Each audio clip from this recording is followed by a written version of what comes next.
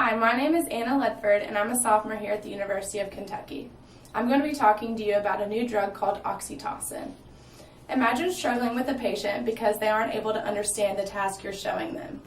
You've heard about oxytocin and decide to recommend it to the parents of this child.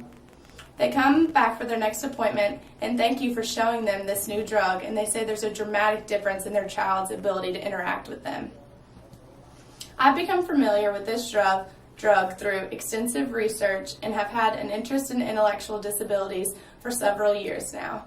Most of you all probably don't know what oxytocin is or its potential effects on our profession.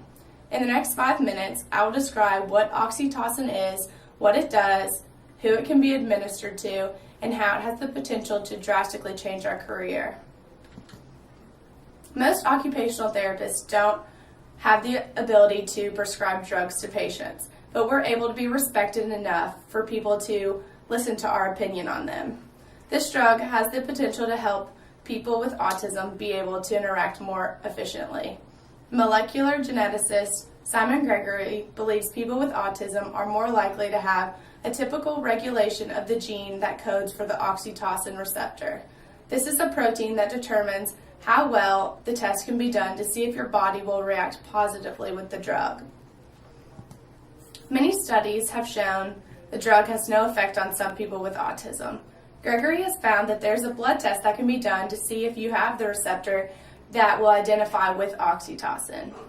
Many healthcare professionals are administering this drug, but neuroscientist Kevin Pelfrey, father of 2 kids with autism, says he will not administer this drug until further research has been done proving its effectiveness.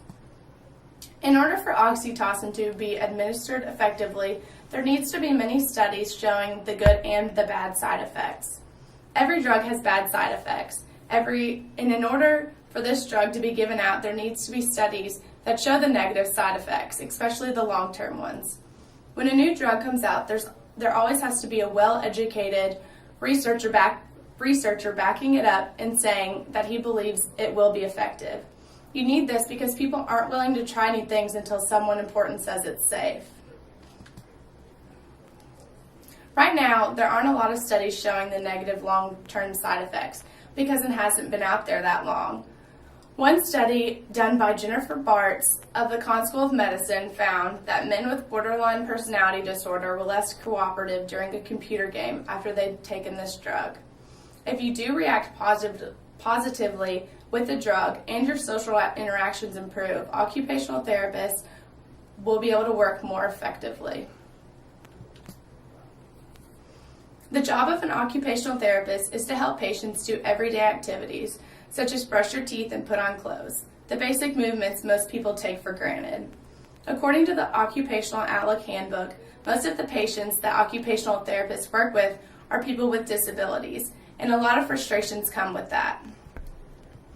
The frustrations are mostly because of not understanding what someone is doing or saying, and this drug could help to improve that, especially in the occupational therapy environment. Oxytocin would help lower frustrations of a patient in a situation where they're trying to do a task, such as play with a small object, but they couldn't complete it because they couldn't process what's being said to them.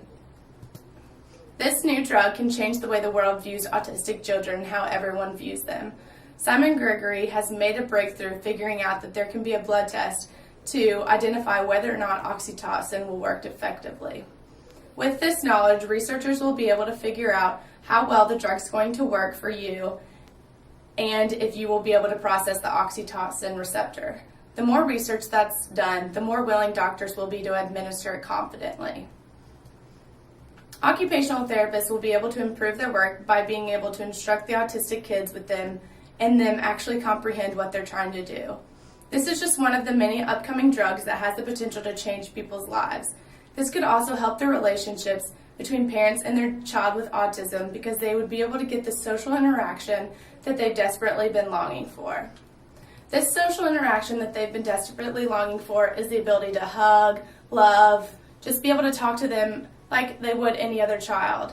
In this picture, you see me and my brother having an affectionate hug, and that is what the parents will desperately be longing for with their autistic child, to be able to love them the way that they could anyone else. Thank you.